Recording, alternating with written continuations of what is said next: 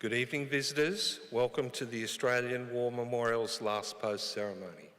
My name is Robert Adams, and joining us today from the Australian Army is Private Rima Boss. Today marks the 105th anniversary of the signing of the Treaty of Versailles.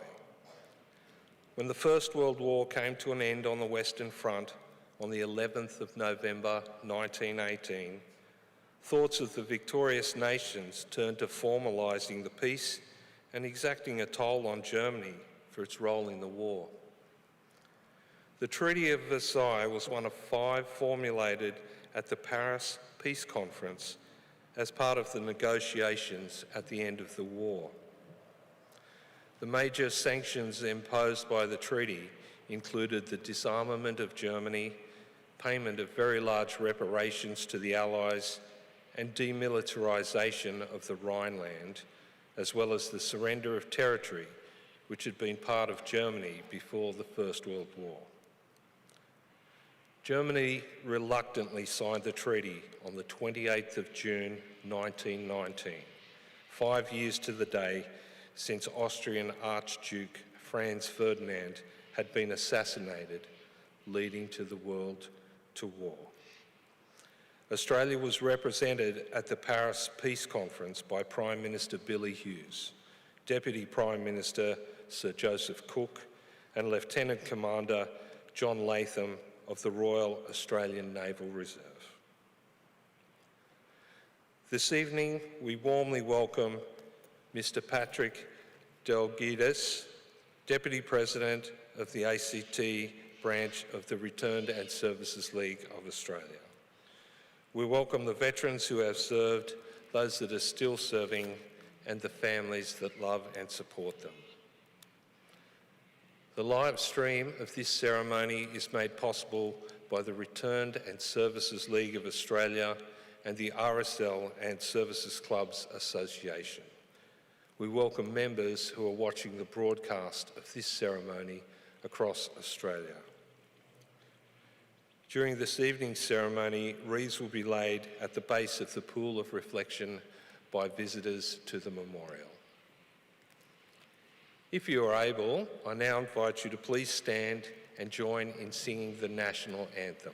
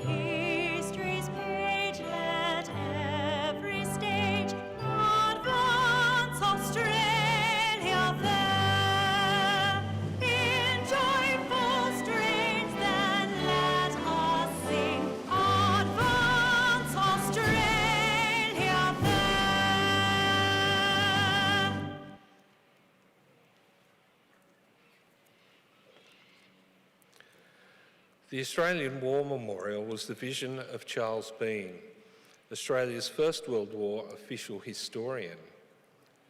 Bean landed with the Australian troops on Gallipoli and stayed with them at the front through to the end of the war. The idea of this national memorial and museum came to him at Pozières, France, in the depths of the bloody fighting of 1916. Bean's idea was that this would be a place where families and friends could mourn loved ones buried in faraway places. It would also be a place that could help all Australians understand what these men and women had endured and what they had done for us. Bean's vision, to which we remain true, is best expressed as inscribed in the entrance to the memorial's galleries. Here is their spirit in the heart of the land they loved, and here we guard the record which they themselves made. Tonight we'll read the story behind just one of those on the Roll of Honour, which lists the names of more than 103,000 men and women who have given their lives for us in war and on operations over more than a century. But first we present a lament, Flowers of the Forest. Wreaths or floral tributes will now be laid at the base of the pool of reflection.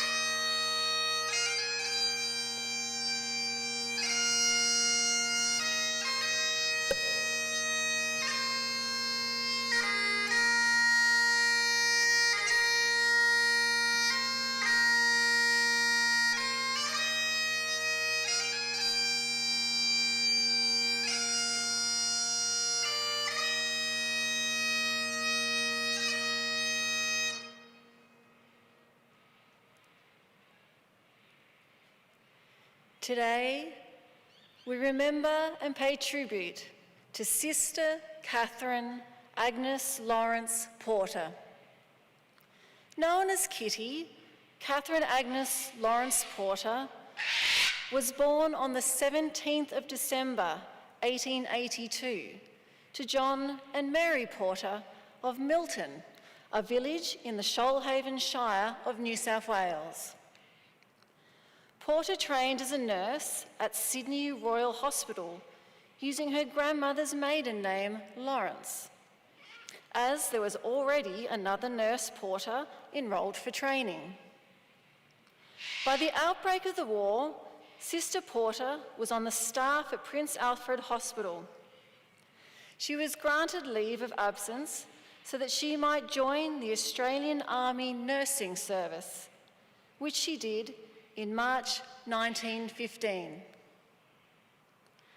More than 3,000 Australian civilian nurses volunteered for active service during the First World War.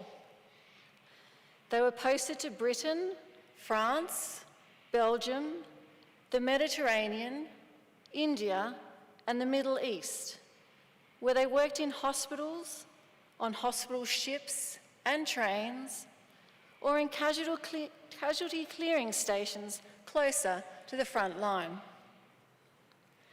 Recently engaged to Dr. Bullock of Sydney, Katherine Porter visited her home in Milton to say goodbye to her friends and family before travelling to the #1 Australian General Hospital, which was operating out of the Hierapolis Palace Hotel in Egypt. She arrived in May 1915, just weeks after Australian soldiers had landed on Gallipoli. Over the next few months, she would care for many men who had been wounded or fell ill on the Turkish peninsula.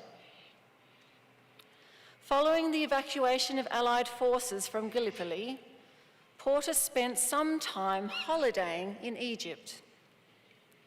One of her letters detailing her adventures was published in the Ulladulla and Milton Times, describing visits to Luxor, the Temple of Ramses II, and Aswan, viewing statues, mummies, Aswan Dam, and an alabaster quarry. Porter was then transferred to France, where she saw service in clearing stations, on ambulance trains, and at number 25 General Hospital in Boulogne. When the Allied forces were being driven back in April 1918, Porter was stationed at the town of Rieux. When the town was captured, she and her comrades narrowly escaped being taken prisoner. The retreat was so hurried that only the wounded could be removed, and her personal belongings had to be left behind. On the 1st of June 1919, Porter returned to Sydney on the transport medic in charge of invalids. She was to take up the position of matron of Randwick Military Hospital. Porter was welcomed home in a celebration in a hometown of Milton. At Yatti Yatta School, she was presented with a bouquet of flowers, and Mrs. Charles Kendall, president of the local Red Cross, gave her an official welcome at the Milton School of Arts. Sadly, after providing so much comfort to the wounded and their loved ones at home, Sister Porter became a casualty of the war. She had cared for the sick and wounded throughout the voyage home and was en route to visit family members when she contracted influenza in June 1919. Katherine Porter died of pneumonia and influenza at No. 4 Australian General Hospital in Randwick on the 16th of July, 1919. Her funeral at Waverley General Cemetery in Sydney was attended by full military honours. She was 36 years old. Porter was later awarded the Royal Red Cross for her service. The citation was issued a fortnight after she passed away. The medal was later presented to her mother at a ceremony in Milton by representatives of the AIF and the British Army. The medal had added oak leaves, as Sister Porter had been mentioned in dispatches for distinguished services with the armies in France and Flanders. Her name is listed on the Roll of Honour on my right, among more than 62,000 Australians who died while serving in the First World War. Her photograph is displayed today by the Pool of Reflection. This is but one of the many stories of service and sacrifice told here at the Australian War Memorial. We now remember Sister Katherine Agnes Lawrence Porter, who gave her life for us, for our freedoms, and in the hope of a better world.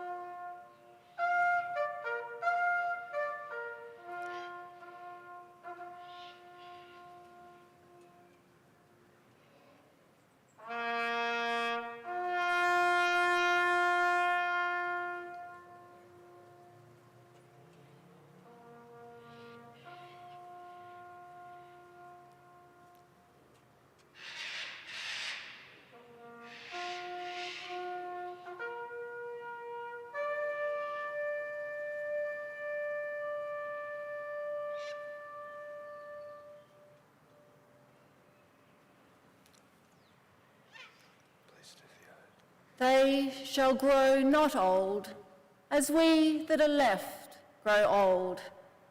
Age shall not weary them, nor the years condemn. At the going down of the sun and in the morning, we will remember them. We will remember them, Lest we forget. lest we forget.